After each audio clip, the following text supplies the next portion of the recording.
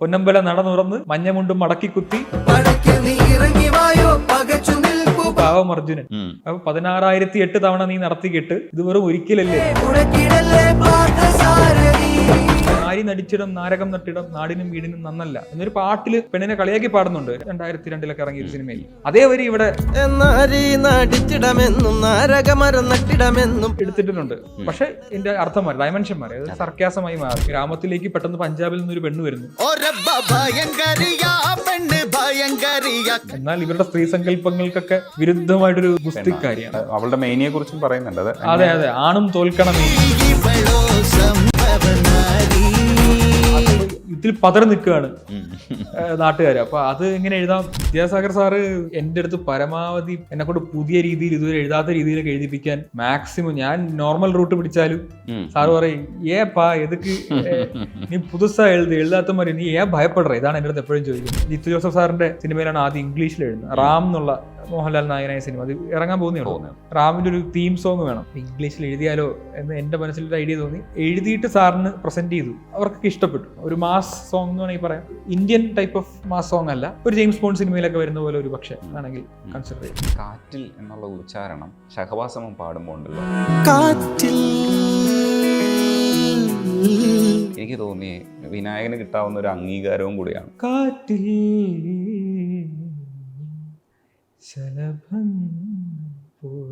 നമുക്ക് അത്രയും വെയിറ്റ്ലെസ് ആയിട്ട് ഫീൽ ചെയ്യും. ഷഹബാസ്ക്ക് അങ്ങനെ ഫെതർ ലൈറ്റ് ആയിട്ട് തന്നെ പാടിത്തരും. ഷഹബാസ്ക്ക് പാടി ഇച്ചിരി നല്ല ഗസലാണല്ലോ എന്നുള്ളതാണ് എന്റെ ആദ്യത്തെ ചിന്ത. ഒരു നല്ല ഗസലാണല്ലോ, പക്ഷേ ഈ സിനിമയിൽ അങ്ങനെ ഉപയോഗിക്കാൻ പറ്റില്ല. അപ്പൊ അങ്ങനെ റക്സേട്ടൻ പിന്നെ അത് എടുത്തൊരു കണ്ടംപററി സോങ് എന്ന രീതിക്ക് അത് വീണ്ടും പ്രോഗ്രാം ചെയ്ത് മാറ്റി.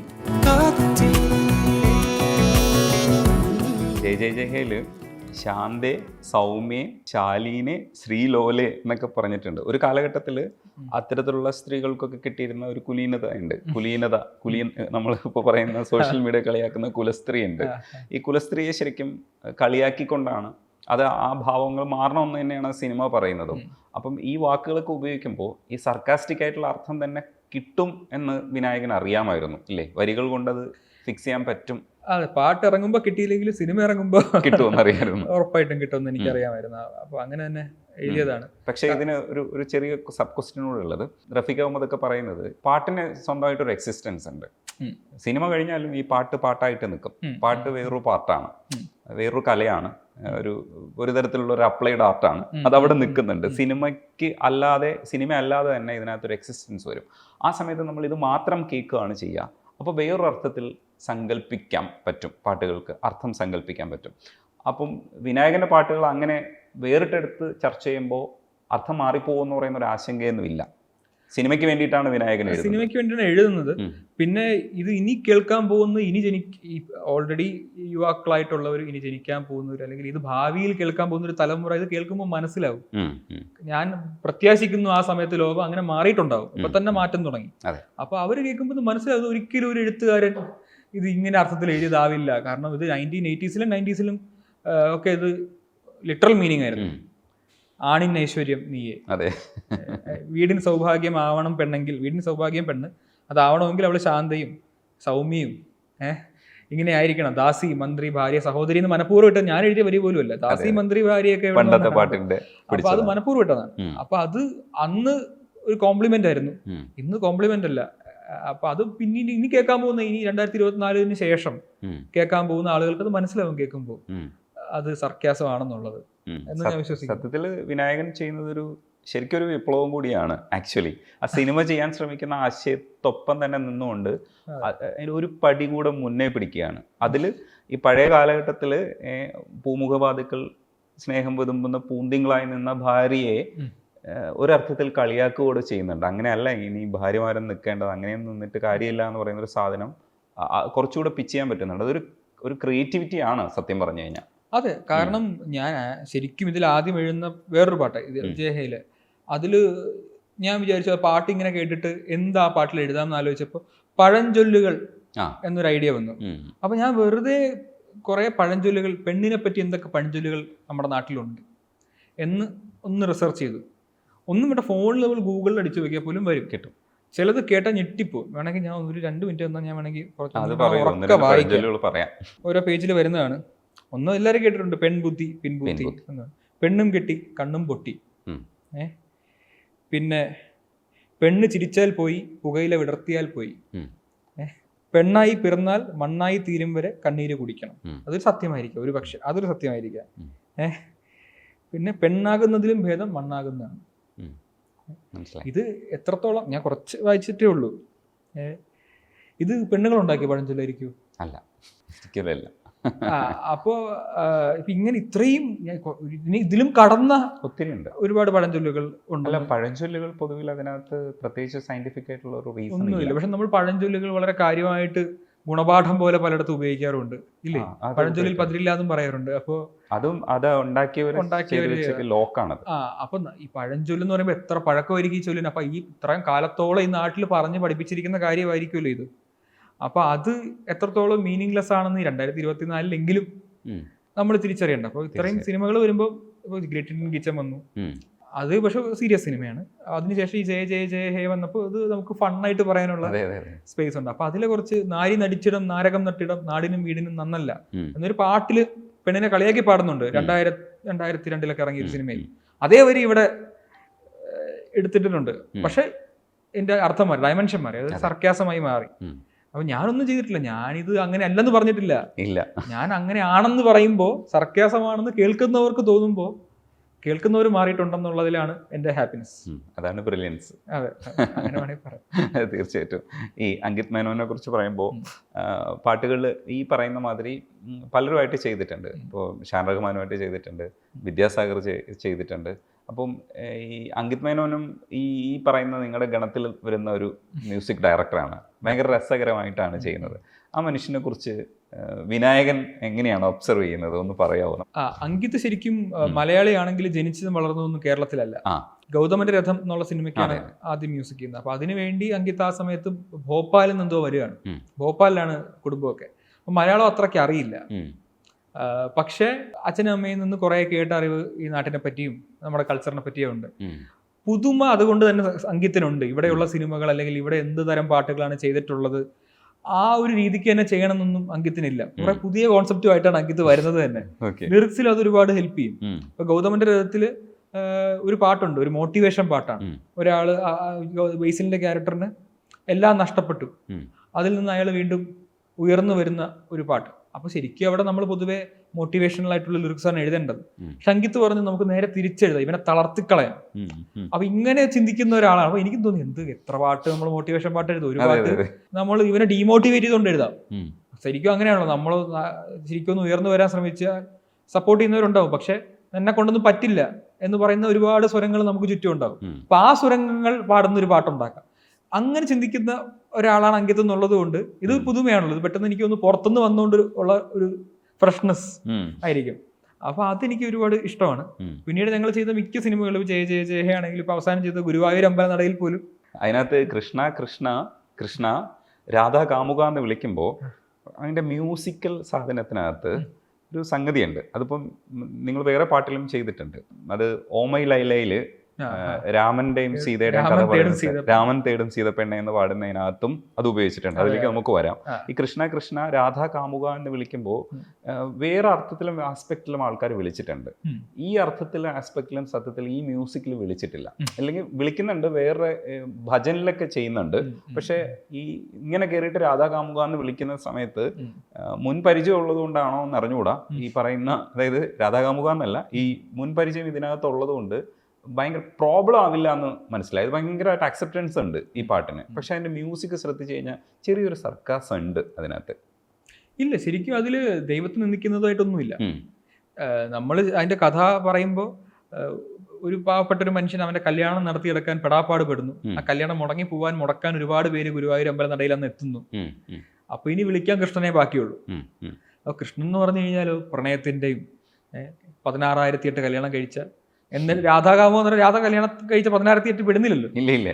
അപ്പൊ ഇതെല്ലാം പറയുന്ന കൃഷ്ണൻ മാത്രമേ ഇനിയുള്ളൂ. അപ്പോ അർജുന വിഷാദ യോഗം എന്ന് പറഞ്ഞ ഭഗവത്ഗീത തുടങ്ങുമ്പോൾ ശരിക്കും അർജുന യുദ്ധം ചെയ്യാൻ പേടിച്ചിട്ട് കൃഷ്ണനോട് പറയാൻ എനിക്ക് യുദ്ധം ചെയ്യാൻ കഴിയുന്നില്ല. അപ്പൊ കൃഷ്ണൻ തിരിച്ച് യുദ്ധം ചെയ്യിപ്പിക്കാൻ വേണ്ടി എന്തുകൊണ്ട് യുദ്ധം ചെയ്യുന്നതാണ് നിന്റെ ധർമ്മം എന്ന് പറയുന്നതാണല്ലോ. ഇവിടെ അർജുനൻ പറ്റുന്നില്ല, നീ വന്ന് യുദ്ധം ചെയ്തതെന്നേ പറ്റുള്ളൂ എനിക്ക് വേണ്ടി. എത്ര ഗീത ഉപദേശിച്ചിട്ടും കാര്യമില്ല. പൊന്നമ്പല നട തുറന്ന് മഞ്ഞമുണ്ടും മടക്കി കുത്തി പടയ്ക്കുന്ന് ഇറങ്ങി വായോ പകച്ചു നിൽപ്പു പാവം അർജുനൻ. അപ്പൊ 16,008 തവണ നീ നടത്തിക്കിട്ട് ഇത് വെറും ഒരിക്കലല്ലേ മുടക്കിടല്ലേ പാർത്ഥസാരഥി എന്ന് പറഞ്ഞ് വളരെ സിൻസിയർ ആണ് ശരിക്കും. കൃഷ്ണ കൃഷ്ണ രാധാ കാമുക എന്ന് വിളിക്കുന്നത് അതുകൊണ്ടാ, കാമുകനാണല്ലോ നീ. അതുകൊണ്ട് ഈ ഭക്തന്റെ ദുഃഖം, ഈ കണ്ണീര് കാണണേ, നീ തന്നെ വന്ന് ഇവിടെ യുദ്ധം നടക്കാൻ പോവുകയാണ്, ചുറ്റും ചുറ്റും വില്ലന്മാരാണ് അമ്പും വില്ലുമായി, ഈ യുദ്ധം തീരാൻ കൂടെ നിൽക്കണേ എന്ന് പറയുന്ന കൃഷ്ണൻ, നീ തന്നെ വന്ന് ഈ അർജുനന് ഒരു വഴി കാണിച്ചു തരണം, ഈ കുരുക്ഷേത്ര യുദ്ധം ചെയ്യാൻ അർജുനനില്ല എന്നുള്ളതാണ് ആ പാട്ട്. മറ്റേ പാട്ടാണ് ശരിക്കും എനിക്ക് ഈ പാട്ട് ശ്രദ്ധിക്കാനുള്ള കാരണം. അതായത് രാമൻ തേടും സീതപ്പെണ്ണില് അതിനകത്ത് പറഞ്ഞിരിക്കുന്നത്, ആസിഫ് ചേട്ടൻ ആണ് അത് പാടിക്കുന്നത്. നീ രാവണന്റെ തോട്ടത്തിലോ എന്ന് ചോദിച്ചിട്ട് നീ നടന്ന് രാവണന്റെ ട്രാപ്പിലേക്ക് ഹനുമാന് ഭഗവാന്റെ കൊട്ടേഷൻ കിട്ടിയെന്നാണ് പറയുന്നത്. അപ്പം ഇത്തരത്തിലൊക്കെ നോക്കിക്കാണുന്ന, പുതിയ കാലഘട്ടത്തിൽ ഇതിനെ നോക്കിക്കാണുന്ന ഒരാളെന്നുള്ള രീതിയിലാണ് ഈ കൃഷ്ണ കൃഷ്ണ എനിക്ക് സർക്കാസ്റ്റിക് ആയിട്ട് തോന്നിയത്. ആ പാട്ടിനെ കുറിച്ച് ഒന്ന് പറയൂ, എന്താ ഇത്രയും രസമായിട്ട് എഴുതിയിട്ടുണ്ട് അത്? ഇന്നത്തെ കാലഘട്ടത്തിൽ ആ സ്റ്റോറിയെ നമ്മൾ കോമിക്കായിട്ട് കണ്ടാൽ എങ്ങനെയായിരിക്കും എന്നുള്ളതാണ് അതിനകത്ത്. സ്റ്റോറി തന്നെയാണ് പറഞ്ഞത്, സ്റ്റോറിയിൽ മാറ്റമൊന്നുമില്ല. പക്ഷെ ഇതിനകത്ത് വാക്ക് മാറ്റി അത്രേ ഉള്ളൂ. ഇതിനകത്ത് അങ്ങനെ ഒരു നായകൻ നായികയും തമ്മിലുള്ള ഈ കോളേജിലെ കഥയിൽ അങ്ങനെ ഒരു ത്രെഡ് എനിക്ക് തോന്നി. നായിക എവിടെയോ ദൂരെ, ഇവൻ നായികയുടെ അടുത്ത് എത്തണം എന്നൊക്കെ പറയുന്ന ഒരു കാര്യം പറഞ്ഞു. പിന്നെ ഇത് കോളേജിൽ കൊട്ടിപ്പാടുന്ന ഒരു പാട്ടാണ്. അങ്ങനെ പറഞ്ഞാണ് എനിക്ക് തരുന്നത്. കാലങ്ങളായിട്ട് ആ കോളേജിൽ കൊട്ടിപ്പാടുന്ന പിള്ളേർ പാടുന്ന ഒരു പാട്ട്, ബാച്ചിൽ നിന്ന് ബാച്ചിലേക്ക് കൈമാറി വന്നിട്ടുള്ള ഒരു പാട്ട്. അപ്പൊ അങ്ങനെ ഒരു പാട്ട് എഴുതാൻ പറഞ്ഞു. അപ്പൊ ഈ ഇതെല്ലാം കൂടെ കണക്ട് ചെയ്ത് രാമൻ തേടും സീതപ്പെണ്ണെ നീ രാവണന്റെ തോട്ടത്തിലും എന്ന് വേറെ തുടങ്ങി. പക്ഷെ പിന്നീട് പോയപ്പോ അങ്കിത്തൊക്കെ ആയിട്ട് വർക്ക് ചെയ്യുന്നതിന്റെ ഒരു സിങ്ക് അവിടെ വർക്ക് ആവുമല്ലോ. അപ്പൊ നീ നടന്ന് രാവണന്റെ ട്രാപ്പിൽ എന്നുള്ള വാക്ക് എനിക്ക് ട്രാപ്പിലോട്ട് തന്നെയാണ് പോയത്.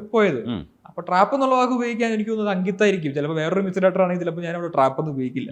കൂടെ ആരാണോ വർക്ക് ചെയ്യുന്നത് അവരുടെ ഒരു സിങ്ക് പിടിക്കുന്നതാണ് ശരിക്കും ആ പാട്ട്.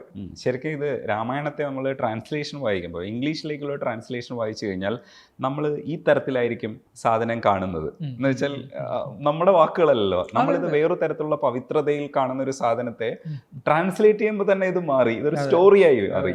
അപ്പം എനിക്ക് തോന്നിയത് ആ സാധനമാണ് ഉപയോഗിച്ചിരിക്കുന്നത്. ഒരു സ്റ്റോറി ആയിട്ട് കണ്ടു കഴിഞ്ഞാൽ നമ്മൾ ഇന്നത്തെ കാലഘട്ടത്തിലെ പിള്ളേർക്ക് വേണ്ടി പറഞ്ഞാൽ എങ്ങനെ പറയൂ എന്നുള്ള രീതിയിലാണ് ആ സാധനം പറഞ്ഞത്. അത് നല്ല വർക്കായിരുന്നു കേട്ടോ. അത് ജാസിഫ് ചേട്ടൻ തന്നെ അത് പാടണം എന്നുള്ളത് ഡിസിഷൻ എടുത്തത് അങ്കിതാണോ? ഞങ്ങൾ ഡിസ്കസ് ചെയ്തപ്പോ, കാരണം ഇതൊരു കോമിക് സോങ് ആണ്, ഇത് സീരിയസ് പാട്ടേ അല്ലല്ലോ. അപ്പൊ ആര് പാടിയാലാണ് അത് ആ ഒരു രീതിക്ക് വരിക എന്നുള്ളത് പെട്ടെന്ന് മനസ്സിൽ വരുന്ന ഒരു one of the singers Jassie Gift ചേട്ടനാണല്ലോ. ജാസിഫ് ചേട്ടൻ പാടിയാൽ തന്നെ അത് ആ ഒരു വൈബിലായി. നമ്മൾ ഒരുപാട് ബുദ്ധിമുട്ടുണ്ട്. അപ്പൊ അങ്ങനെ വന്നൊരു ഓപ്ഷനാണ്. അതേപോലെ ഗോതയിലെ പാട്ടില്ലേ, അതിന്റെ ഏതായിരുന്നു? പെണ്ണ് ഭയങ്കരിയ എന്ന് പറയുന്നത്. അതിന്റെ അടുത്തുള്ള വരികൾ ഒന്ന് പറഞ്ഞിട്ട് അത് പറയൂ. ഷാൻ റഹ്മാന്റെ പാട്ടായിരുന്നു. ഓറബ്ബ ഭയങ്കരിയ പെണ്ണ് ഭയങ്കരിയ എന്നാലും പ്രിയങ്കരിയ പെണ്ണ് പ്രിയങ്കരിയ എന്നാണ് അതിന്റെ ആദ്യത്തെ വാക്ക്. അനുപല്ലവിയില് കുതറിയോടും പെൺപുലിയോ ചിതറി നമ്മൾ മൺതരിയായി പതറി നിന്നേ നിൻ പവറിൽ ഇവിടെ നാടും നാട്ടറിവും എന്നാണ്. അപ്പൊ അതാണ് ശരിക്കും ബേസിൽ വന്ന ബ്രീഫ്. ഇവിടെ ഒരു ഗ്രാമത്തിലേക്ക് പെട്ടെന്ന് പഞ്ചാബിൽ നിന്നൊരു പെണ്ണ് വരുന്നു. എന്നാൽ ഇവരുടെ സ്ത്രീ സങ്കല്പങ്ങൾക്കൊക്കെ വിരുദ്ധമായിട്ടൊരു ഒരു ഗുസ്തിക്കാരിയാണ്. ആണിന്റെ അത്രയും ബലം, ആണിനെക്കാളും ബലമുള്ള ഒരു പെണ്ണ്. അവളുടെ മേനിയെ കുറിച്ചും പറയുന്നുണ്ട്. അതെ, ആണും തോൽക്കണ മേനി. അപ്പോ ഇതിൽ പതറി നിൽക്കുകയാണ് നാട്ടുകാര്. അപ്പൊ അത് എങ്ങനെ എഴുതാം എന്നുള്ളതാണ് ഈ പറഞ്ഞത്. പിന്നെ വേർഡ് പ്ലേ ആണ് ശരിക്കും. കുതറി ചിതറി പതറി. പക്ഷെ നാടും നാട്ടറിവും, ഈ നാട് ഇതുവരെ നാടിന് പോലും കേൾവില്ലാത്ത തരത്തിലൊരു പെണ്ണ് വന്ന് ലാൻഡ് ചെയ്തു. ഒരു പെണ്ണിന്റെ മാസ് സോങ് ആണ്, എന്നാൽ അല്പം ഹ്യൂമർ ടച്ച് ഉള്ളൊരു പാട്ടാണ്. അത് ഓറബ്ബ എന്ന് തന്നെയാണ് ഷാനിക്ക പാടി അയച്ചു തന്നത്. അപ്പൊ എനിക്കൊന്ന് ഓറബ്ബ മാറ്റണ്ടെന്നൊരു തോന്നല് വന്നു. അപ്പൊ ഓറബ്ബ കീപ്പ് ചെയ്തിട്ട് പിന്നെ അടുത്ത ലൈൻ മുതൽ ഭയങ്കരിയ എന്നാലും പ്രിയങ്കരിയ എന്ന് പറഞ്ഞൊരു സംഭവത്തിലേക്ക് പോയി. ആ മനുഷ്യന് ഇതേപോലെയുള്ള സാധനങ്ങൾ ഉണ്ടാക്കാൻ ബെസ്റ്റ് ആളാണ്. പിന്നെ ഉള്ളത് എൻ്റെ ഒരു സങ്കല്പമാണ്, ഇനി വരാൻ പോകുന്ന പടങ്ങളിൽ പലതിലും ഇപ്പം തന്നെ 1-2 പടങ്ങളിലൊക്കെ പെൺകുട്ടികൾക്ക് അല്ലെങ്കിൽ പെണ്ണുങ്ങൾക്ക് മ്യൂസിക് ഇട്ട് തുടങ്ങി. അവർ നടക്കുന്നതിനൊക്കെയുള്ള മ്യൂസിക് വന്നു തുടങ്ങി. അതായത് നമ്മുടെ ഇന്നത്തെ നായകന്മാർ നടക്കും പോലെ നല്ല BGM ഇട്ട് പഞ്ചിൽ നടന്നു വരുന്ന ക്യാരക്ടേഴ്സ് ഇനി വരുമെന്ന് പ്രതീക്ഷിക്കുന്നുണ്ട്. ഒരു പക്ഷേ വിനായകൻ അങ്ങനെയൊക്കെ സ്വപ്നം കാണുന്നുണ്ടാവാം. അങ്ങനെ എഴുതാനൊരു സാധ്യത കിട്ടുകയാണെങ്കിൽ എന്ത് ചെയ്യുമെന്നൊക്കെ ആലോചിച്ചിട്ടുണ്ട്. ഒരു സപ്പോസ് സിറ്റുവേഷൻ ആണ്, ഇല്ലെങ്കിൽ നമ്മൾ ഇപ്പോൾ ഒരു ഹൈപ്പോത്തറ്റിക്കൽ സിറ്റുവേഷൻ ആണിത് എങ്കിൽ അങ്ങനെ ആലോചിച്ചിട്ടുണ്ടോ വിനായകൻ? ഇല്ല, അങ്ങനെ എക്സാക്ട്ലി ഈ സിറ്റുവേഷൻ ആലോചിച്ചിട്ടില്ല. പക്ഷെ പുതിയ പുതിയ സിനിമകൾ, പുതിയ പുതിയ തോട്ട്സ് ഒക്കെ ഇപ്പൊ ഒരുപാട് വരുന്നുണ്ട്. അപ്പോ ഇത്തരത്തിലുള്ള ഇങ്ങനെയൊക്കെ ഒരു കോൺസെപ്റ്റ് പറയുമ്പോൾ തന്നെ ഗോദ പോലൊരു പാട്ട് ആ സിനിമയിൽ ആ പാട്ട് പറയുമ്പോൾ തന്നെ നമുക്ക് എക്സൈറ്റ്മെന്റ് ആണ്. ഇതുവരെ ചെയ്തിട്ടില്ലാത്തൊരു കാര്യം ചെയ്യുന്നു. ഒരു പെണ്ണ് വന്ന് ഒരു നാട് മുഴുവൻ നോക്കി നിൽക്കുന്ന രീതിയിൽ ഒരു പവർഫുൾ സ്ത്രീ വരുന്നു എന്ന് പറയുമ്പോൾ ഒരു പുതിയ കോൺസെപ്റ്റ് ആണ്. അപ്പൊ അത്തരത്തിലുള്ള മാറ്റങ്ങൾ സമൂഹത്തിൽ ഉണ്ടെങ്കിൽ അത് സിനിമയിലും റിഫ്ലക്റ്റഡ് ആവും എന്നാണ് ഞാൻ വിശ്വസിക്കുന്നത്. അപ്പൊ അതിനുവേണ്ടി വെയിറ്റിംഗ് ആണ് ഓരോ പുതിയ പുതിയ സിറ്റുവേഷൻസ്. അത് വരും കേട്ടോ, ഇനിയുള്ള സിനിമകളിൽ അത് വരണം. വിനായകന് നമുക്ക് അതിന് ആവശ്യമുണ്ട്. സ്ത്രീകളുടെ മാസാണോ? അതെ അതെ അതെ, മാസ് സാധനങ്ങൾക്ക് സ്ത്രീകളെ നമ്മൾ ഇതുവരെയും അങ്ങനെ മാസമായിട്ട് അധികം ഉപയോഗിച്ചിട്ടില്ല. അപ്പം അങ്ങനെ ഒരു മാസ് സാധനങ്ങൾ വരണം. ചില സാധനങ്ങൾക്ക് ഇപ്പോൾ ഭീമന്റെ വഴിയിൽ കറക്കി അടുത്തടിക്കുന്നത്, ഇപ്പൊ ജയ ജയ ജയ ഹേൽ ഇടിക്കുന്നുണ്ട്. ഈ അടുത്ത് മന്ദാഗ്നിയിൽ ഇതേപോലെ ആ ലേഡി ക്യാരക്ടർ മാസ് കാണിക്കുന്ന സമയത്ത് BGM ഉണ്ട്. അപ്പം ഞാൻ വിചാരിച്ചു അവർ കുറച്ചൊന്ന് നടക്കുകയൊക്കെ ചെയ്യുന്നുണ്ട്, നമുക്കൊരു ഗൂസ് പംപ്സ് ഉണ്ടാവുന്നുണ്ട്. അത് ആരാണെങ്കിലും മ്യൂസിക് ഇട്ട് നടന്ന രസമാണല്ലോ. അപ്പം ഇടയ്ക്ക് ഇന്ദ്രൻ സേട്ടന് നാരദനിലാണെന്ന് തോന്നുന്നു, ഇന്ദ്രൻ സേട്ടൻ മ്യൂസിക് ഇട്ട് ഇങ്ങനെ നടന്നു വരും. അപ്പം നായകന്മാർക്ക് കിട്ടിക്കൊണ്ടിരുന്ന മ്യൂസിക് ഇന്ദ്രൻ സേട്ടന് കിട്ടുന്ന സമയത്ത് എനിക്കൊരു സന്തോഷം തോന്നി. അതേപോലെ ഇനി നായികമാർക്ക് കൂടെ ത്രൂ ഔട്ട് മ്യൂസിക്കുള്ള പടങ്ങൾ വരുമെന്ന് ഞാൻ പ്രതീക്ഷിക്കുന്നുണ്ട്. അങ്ങനെയാണെങ്കിൽ വിനായകനെ ഞങ്ങൾക്ക് വേണം അതിനെഴുതാൻ വേണ്ടിയിട്ട്. കാരണം നിങ്ങൾക്ക് അതിനത് കഴിയുമെന്നുള്ളത് ഈ പടങ്ങളിലൊക്കെ എഴുതിയ ആ ഒരു എഴുത്തിൻ്റെ ഒരു ശക്തി ഉണ്ടല്ലോ, നിങ്ങൾക്ക് അങ്ങനെ ആ തോട്ട് പ്രോസസ്സ് വർക്ക് ചെയ്യാൻ കഴിയുമെന്ന് എനിക്ക് തോന്നുന്നുണ്ട്. അത് അങ്ങനെ ഒരു ഫെമിനിസ്റ്റിക് ആയിട്ടുള്ള തോട്ടൊക്കെ ഉണ്ടോ വിനായകൻ്റെ മനസ്സിനകത്ത്? അല്ല, അതുണ്ട്. എന്നാൽ അത് മാത്രം ചെയ്യണമെന്നില്ല. നായകന്മാരുടെ മാസം രംഗണ്ണന്റെ മാസം എഴുതിയ പോലെ അതെ അതെ തിരിച്ചിട്ടാൽ മതി. അത്രേ ഉള്ളൂ. കഥാപാത്രം എന്താണോ അതിനൊരു മാസം വേണമെങ്കിൽ അതിനുള്ള വാക്കുകളും വരികളും തയ്യാറാണ്. വിദ്യാസാഗർ സാറിന്റെ കുറച്ച് പാട്ടുകൾ എഴുതിയിട്ടുണ്ട്. ഞാൻ ഈ അടുത്ത് മാരിവിലും ഗോപുരങ്ങൾക്കകത്ത് ഒരു വാക്ക് കണ്ടു, മോഹവഞ്ചക എന്നുള്ളൊരു വാക്ക്. അത് ശരിക്കും ഈ തമിഴ് അല്ലെങ്കിൽ നമ്മൾ തെലുങ്ക് ട്രാൻസ്ലേറ്റ് ചെയ്യുമ്പോൾ എഴുതുന്ന പാട്ടുകൾ പോലെയാണ്, പക്ഷെ ഇത് മലയാളത്തിന് വേണ്ടി എഴുതുക. സോ മോഹസുന്ദരി അല്ലേ, മൗനസുന്ദരി എന്ന് പാടുമ്പോഴത്തേക്ക് പോ പോ പോ മോഹവഞ്ചക. ശരിക്കും ഇത് അവിടുത്തെ മീറ്ററാണ്, നമുക്ക് തോന്നിയിട്ടുള്ള അവിടുത്തെ മീറ്റർ ആയിട്ടാണ് എനിക്ക് ഫീൽ ചെയ്യുന്നത്. അങ്ങനെ മീറ്റർ പിടിക്കാൻ വേണ്ടി നിങ്ങൾ എഴുതും പോലെയാണ്, പക്ഷെ രസമുള്ളൊരു പാട്ടാണത്. അത് സാറിന്റെ മ്യൂസിക്കിൽ അത് ചെയ്യുന്ന സമയത്ത് ഞാനത് നോക്കിയായിരുന്നു. അത് കേൾക്കുമ്പോൾ ഇത് മലയാളത്തിന് വേണ്ടി എഴുതിയ പാട്ടാണല്ലോ, എന്താണ് ഒരു തെലുങ്ക് ടച്ച് എന്ന് തോന്നിയിരുന്നു. ഇല്ല, വിദ്യാസാഗർ സാറ് എൻ്റെ അടുത്ത് പരമാവധി എന്നെക്കൊണ്ട് പുതിയ രീതിയിൽ ഇതുവരെ എഴുതാത്ത രീതിയിലൊക്കെ എഴുതിപ്പിക്കാൻ മാക്സിമം. ഞാൻ നോർമൽ റൂട്ട് പിടിച്ചാലും സാറ് പറയും ഏപ്പാ എതുക്ക് നീ പുതുസാ എഴുതാത്ത മാതിരി നീ ഭയപ്പെടറ. ഇതാണ് എൻ്റെ അടുത്ത് എപ്പോഴും ചോദിക്കുന്നത്. ആദ്യം ഞാൻ ചിലപ്പോൾ ഒരു മെലോഡിയസ് ആയിട്ട് ഒരു പാട്ടാണെങ്കിൽ നമുക്ക് മനസ്സിൽ ആഗ്രഹമുള്ള പോലത്തെ അല്ലെങ്കിൽ ഒരു മെലഡി എഴുതുന്ന പോലെ എഴുതും. ചിലപ്പോൾ സാർ എടുത്ത് നോക്കിയിട്ട് നീ കുറച്ച് മാറ്റി എഴുതുന്നത് ഇപ്പോഴത്തെ കാലത്തിന് വേണ്ടി ഒരു സാധനം എഴുതുന്നു പറയും. സാർ ഇത്തരത്തിലൊരു മെലഡിയിൽ ചിലപ്പോൾ നീ എതുക്ക് ഭയപ്പെടറ.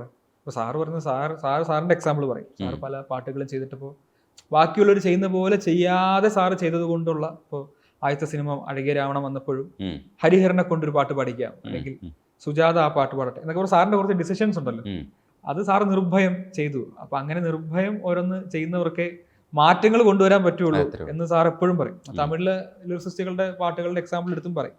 അപ്പൊ അത്തരത്തിൽ സാറ് പരമാവധി എവിടെയൊക്കെ എന്നെ കൊണ്ട് പുതിയ തരം പരീക്ഷണങ്ങൾ നടത്താമോ പരമാവധി നടത്തിക്കും സാർ. അപ്പൊ അങ്ങനെയാണ് ഇങ്ങനത്തെ വാക്കുകളൊക്കെ പാട്ടിൽ വരുന്നത്. മത്സ്യകന്യക നിറച്ചിരിക്കും ആദ്യം ഹേ ഹേ ഹേ മത്സ്യകന്യക എന്നായിരുന്നു. പിന്നെ അത് മൗനസുന്ദരി, മത്സ്യകന്യക പോണോ എന്നൊക്കെ ആയിരുന്നു. നല്ല വാക്കാ. അപ്പൊ അങ്ങനെ ചെയ്യും. പക്ഷെ അതല്ലാതെ സോളമന്റെ തിരിച്ചകൾ എഴുതിയപ്പോ നേരെ തിരിച്ചും, അപ്പൊ വിരൽ തൊടാതെ എന്നൊരു പാട്ടുണ്ട്. അതിനകത്ത് വളരെയധികം എന്താ പറയാ, ഒന്ന് നമ്മളെ കണ്ണ് നനയിക്കുന്ന ഒരു ബ്രേക്കപ്പ് സമയത്ത് വരുന്ന, രണ്ടുപേരും തമ്മിൽ പിരിയുമ്പോൾ വരുന്ന ഒരു പാട്ടാണ്. അപ്പൊ അതിന്റെ അനുപല്ലവിയിൽ ഫുൾ ഫ്രീഡം ആണ്. ഈ പറഞ്ഞ സാറ് നീ എഴുതിക്കോ എന്ന് പറഞ്ഞാൽ അവിടെ ഒരു കഥ പറയാൻ പറ്റി എനിക്ക്. ആക്ച്വലി അത് കേൾക്കാത്തവരുണ്ടെങ്കിൽ കേട്ടു നോക്കിയാൽ വളരെ പേഴ്സണൽ ഫേവറേറ്റ് പാട്ടാണ്. അടിപൊളി. ഇതിനകത്ത് തന്നെ ഹരിഹരൻ സാർ പാടിയ ഒരു പാട്ടും കൂടെ ഉണ്ടല്ലോ. അതെ, മനം തൊടും. അതെ, മധുരവേള സാറ് നന്നായിട്ട് പാടിയിട്ടുണ്ട്. രസമുള്ളൊരു പാട്ടാണ്. ഈ കാറ്റിൽ എന്ന് പറയുന്ന സാധനം, ആ കാറ്റിൽ എന്നുള്ള ഉച്ചാരണം ഏറ്റവും ബെസ്റ്റായിട്ട് ഷഹബാസമം പാടുമ്പോൾ ഉണ്ടല്ലോ, എനിക്ക് തോന്നി വിനായകന് കിട്ടാവുന്ന ഒരു അംഗീകാരവും കൂടിയാണ്. കാരണം എന്ന് വെച്ചാൽ നമ്മൾ വളരെ സാധാരണമെന്ന് കരുതുന്ന വാക്കുകൾ ഇവരൊക്കെ പാടുമ്പോൾ നമുക്ക് കിട്ടുന്നൊരു ഫീൽ ഉണ്ടല്ലോ. ആ പാട്ട് ശരിക്കും പാടിക്കഴിഞ്ഞപ്പോൾ വിനായകൻ എന്താ ഒരു ഫീല് തോന്നിയത്? ശരിക്കും ആ പാട്ട് ഞാൻ ആദ്യം പാടി കേൾക്കുന്നത് ഹാർമോണിയം വായിച്ച് ഷഹബാസൊക്കെ പാടുന്നതാണ്. അന്ന് അതിനൊരു ഗസൽ ഭംഗിയായിരുന്നു. ശരിക്കും അങ്ങനെ ആലോചിച്ചാൽ അതൊരു ഗസലാണ്. റക്സേട്ടനും എല്ലാവരും ഉണ്ട് ആ ഫ്ലാറ്റിൽ. ആഷിക്കേട്ടൻ, റക്സേട്ടൻ, ബാക്കി ആ സിനിമയിൽ വർക്ക് ചെയ്യുന്നവർ. അപ്പോൾ അങ്ങനെ ഒത്തൊരുമിച്ചിരുന്നൊരു ജാമിങ് പോലെ കമ്പോസ് ചെയ്ത പാട്ടുകളാണ്. അപ്പോൾ അതിനകത്ത് ഈ കാറ്റിൽ ശലഭങ്ങൾ പോലെ ശരിക്കും ഷഹബാസൊക്കെ ആദ്യം ഹാർമോണിയത്തിൽ ഒരു ഈവനിങ് ടൈം കുറച്ച് മഴയൊക്കെ പെയ്യുന്ന ഒരു സമയത്ത് ഇത് പാടുമ്പോൾ കാറ്റിൽ ശലഭം പോലെ നമുക്ക് അത്രയും വെയിറ്റ്ലെസ് ആയിട്ട് ഫീൽ ചെയ്യും. കാറ്റിൽ ശലഭങ്ങൾ എന്ന് പറയുമ്പോൾ ശരിക്കും ഒട്ടും ഭാരമില്ലാതെ ഇങ്ങനെ ഫെദർ ലൈറ്റ് ആയിട്ട് പോവാണ്. അത് ഷഹബാസൊക്കെ അങ്ങനെ ഫെദർ ലൈറ്റ് ആയിട്ട് തന്നെ പാടിത്തരും. അപ്പൊ അങ്ങനെ പോയിട്ട് 2 ശലഭങ്ങൾ കാറ്റിൽ മധുരം തേടി പോവാണ്. ഒടുവിൽ ഒരു ശലഭം തിരിച്ചറിയാണ് ഈ മധുരത്തെക്കാളും മധുരം കൂടെ വന്ന ഒരാൾക്കാണ്. അതപ്പോ അവിടെയാണ് അതിന്റെ കൺക്ലൂഷൻ. വളരെ ചെറിയ പാട്ടാണ്. അപ്പൊ ഏതൊരു പൂന്തേനും തോൽക്കും നിന്നോക്കിൽ അറിയുന്നു ഞാൻ നീയാണൻ പൂവെന്ന് എന്ന് പറയുന്ന അർത്ഥം. അത് ഷഹബാസൊക്കെ പാടി ഇതൊരു നല്ല ഗസലാണല്ലോ എന്നുള്ളതാണ് എൻ്റെ ആദ്യത്തെ ചിന്ത. അതൊരു നല്ല ഗസലാണല്ലോ. പക്ഷെ ഈ സിനിമയിൽ അങ്ങനെ ഉപയോഗിക്കാൻ പറ്റില്ല. അപ്പൊ അങ്ങനെ റക്സേട്ടൻ പിന്നെ അതെടുത്തൊരു കണ്ടംപററി സോങ് എന്ന രീതിക്ക് അത് വീണ്ടും പ്രോഗ്രാം ചെയ്ത് മാറ്റി. അങ്ങനെയാണ് ആ പാട്ട് ജനിക്കുന്നത്. ശരിക്കും 2-3 വരിയുള്ളൂ. പിന്നെ ഇപ്പൊ എനിക്ക് കേൾക്കുമ്പോൾ ആ പാട്ടിൽ 2-3 സ്റ്റാൻസയും കൂടെ ചെയ്യാമായിരുന്നല്ലോ, കുറച്ചേ ഉള്ളല്ലോ എന്ന് തോന്നുന്നു. അത് തന്നെ റിപ്പീറ്റ് ആയിട്ട് പാടിയില്ല. അത്രയും പെട്ടെന്ന് ഉണ്ടാവുകയും എന്നാൽ അതിലൊരു കവിത പറയുകയും ഒരു ഹൈക്കു എന്നൊക്കെ പറയില്ല നമ്മൾ, 2 വരി കവിത പോലത്തെ ഒരു പാട്ടാണ് അത്. ഈ നേരത്തെ പറഞ്ഞ പോലെ ട്രാൻസ്ലേഷൻ പോലെ റഹ്മാൻ സാറിന് വേണ്ടിയിട്ടും കുറച്ച് പാട്ടുകൾ ട്രാൻസ്ലേഷൻ ഒക്കെ ചെയ്തിട്ടുണ്ട്. അതേപോലെ തമിഴ് ബാക്കി ഭാഷകളിലൊക്കെ ചെയ്യുന്ന വിവരങ്ങളൊക്കെ ഒന്ന് പറയുമോ? തമിഴ് ഭാഷയിൽ ഞാൻ ആദ്യമായിട്ട് എഴുതുന്നത് ഇയോബിന്റെ പുസ്തകത്തിലെ പാട്ടുകളൊക്കെ ഓൾറെഡി റഫീഖ എഴുതി കഴിഞ്ഞു. അപ്പൊ എന്നെ വിളിച്ചിട്ട് അതിൽ കുറെ കഥാപാത്രങ്ങളുണ്ട്. ഈ കഥാപാത്രങ്ങൾക്ക് തീം സോങ്സ് വേണം, സിനിമയിലെ ബാക്ക്ഗ്രൗണ്ട് സ്കോറിന്റെ ഒപ്പം ഉപയോഗിക്കാനാണ്. അപ്പൊ അങ്ങനെ തമിഴിൽ എഴുതാമോ എന്ന രീതിക്ക് ഒരു ചർച്ച വന്നപ്പോൾ എഴുതാമെന്ന് പറഞ്ഞു. അപ്പൊ അതിനകത്ത് ആദ്യം പത്മപ്രിയ ചെയ്യുന്ന റാഹേൽ എന്നുള്ള കഥാപാത്രം, ആ കഥാപാത്രം രാവിലെ ആ കഥാപാത്രത്തിന് ഇൻട്രൊഡക്ഷൻ കാണിക്കുമ്പോൾ രാവിലെ അവള് ഒരുങ്ങുമ്പോൾ റേഡിയോയിൽ കേൾക്കുന്ന ഒരു പാട്ട്, ഉഷ ഉതുപ്പ അത് പാടിയത്. അപ്പോൾ അത് തമിഴിൽ എഴുതിയിരിക്കുന്നത്. അപ്പം മൗനമേ ഇതെന്നെ സൊൽഗിറായി നീ വാഴ്ക്കൈ എന്നാൽ കസപ്പ ഇനിപ്പ എന്ന് പറഞ്ഞ ഇവളുടെ ഒരു അവസ്ഥ, ഇവളുടെ ഒരു ഇൻട്രോസ്പെക്ഷൻ ആണ് ശരിക്കും ആ പാട്ട്. അവൾ മൗനത്തിൽ ജീവിക്കുകയാണ്, അവളുടെ ഭർത്താവ് അവളോട് മിണ്ടാറില്ല, അയാളെപ്പോഴും പുറത്താണ്, ഇവളാരും മനസ്സിലാക്കിയിട്ടില്ല, ജീവിതം മധുരിക്കുന്നതാണോ അതോ കൈപ്പേറിയതാണോ എന്ന് അറിയാത്തൊരവസ്ഥ.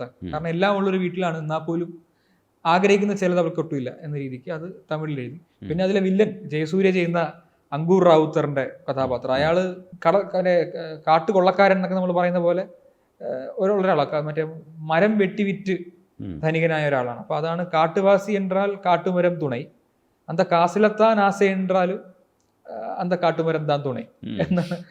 ആദ്യം എഴുതിയിരിക്കുന്ന വരിയിലെ കാട്ടുമരം തുണൈ എന്ന് പറയുന്നത് കാട്ടുമരങ്ങൾ നമുക്ക് തരുന്ന തണല്, കാട്ടുവാസി എന്നാൽ കാട്ടുമരം തുണൈ എന്ന് പറയുമ്പോൾ കാട്ടുമരം തരുന്ന തണല്, കുളിര്, പാർപ്പിടം, അല്ലെങ്കിൽ അതിലെ കായികനികൾ, ഇതൊക്കെ ആയിരിക്കാം.